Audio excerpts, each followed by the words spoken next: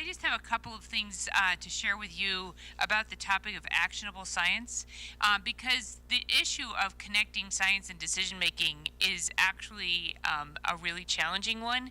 It's often called crossing the valley of death.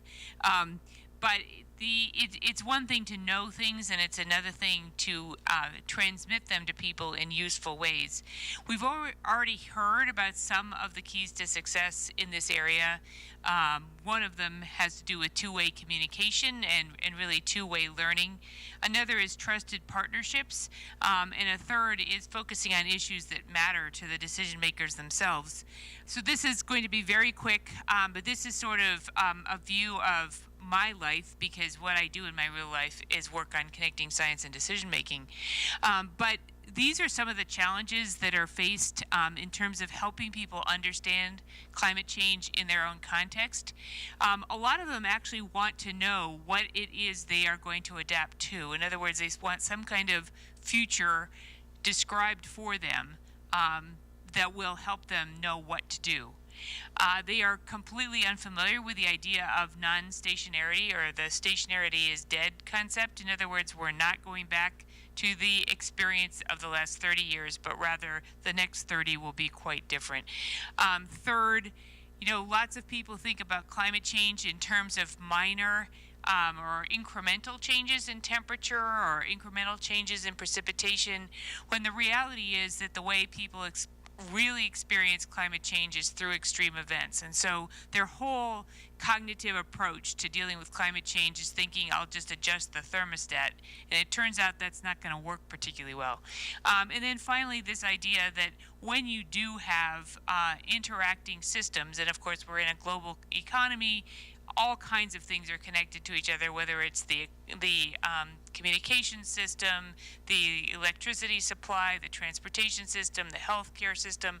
All of them are connected. And so once one of those systems goes down, we've actually enhanced our vulnerability in many cases because these systems are so interconnected.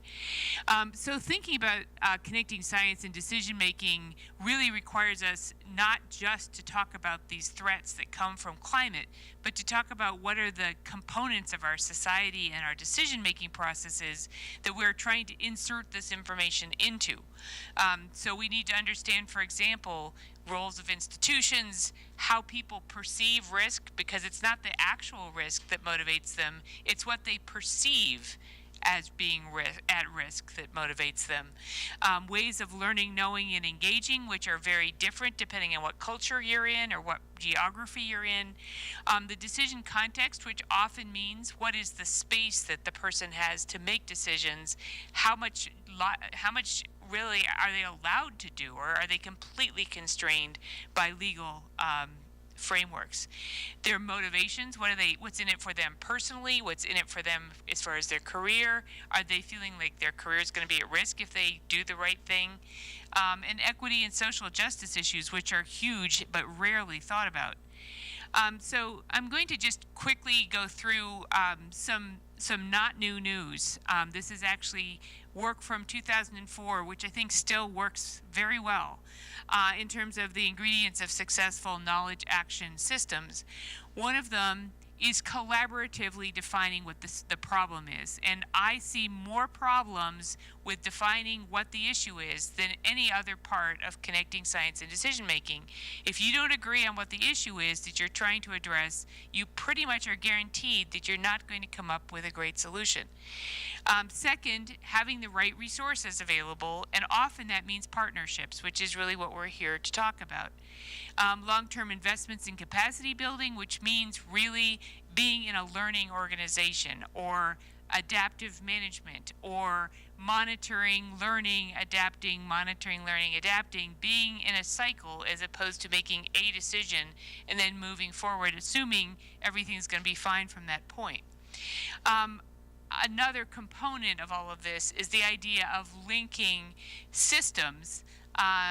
We call them end-to-end systems that links user needs to scientific findings and back and forth. In other words, trying to help build a knowledge system instead of a bunch of facts.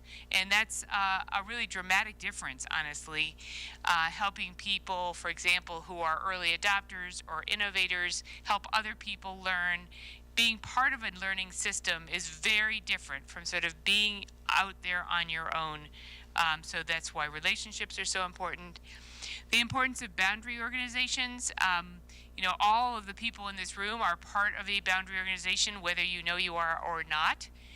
We consider those organizations as people who are sort of in the middle between the science and the decision making, help with the translation, and help with connecting people with the right resources. So my organization, the Center for Climate Adaptation, Science and Solutions, really helps people who are stakeholders engage with the university, and helps people who are scientists help address whatever stakeholder needs are. But Cooperative Extension does that, and so does the Climate Hubs and the RISAs and so forth. We're all trying to solve this problem of connecting science and decision making in a meaningful way.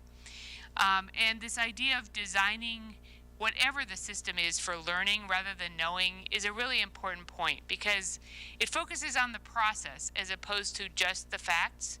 It is so easy to say, oh, you want to adapt to the climate? Oh, well, let's downscale some global climate models and you'll be on your way. There is nothing farther from the truth. That is not the way to start adaptation processes. You really need to understand what is at risk and what people care about, not what are the downscaled climate models and what do they tell you. So in summary here, sorry about the diatribe nature of this, but ingredients of a climate service, that's really sort of part of what we're talking about. Whether or not we're allowed to say the words climate service, there are certain people in the room, no, we're not really supposed to use those words. But there are components of it that are really exactly what we're talking about here. Regional knowledge networks, building from existing capacity, with better articulation and stronger linkages. I think that's the kind of thing we're hoping to come out from this conversation with. Thinking about, the importance of relationships, the importance of process, and the idea that actionable science is understanding what's at risk, trying to understand what we know and what we don't know, what questions to ask and what questions to answer, how to use what it is that we know instead of concentrating on what we don't know, and how to characterize uncertainty as opposed to being stopped by uncertainty in moving forward. So that's the whirlwind tour of bridging the gap between science and decision making.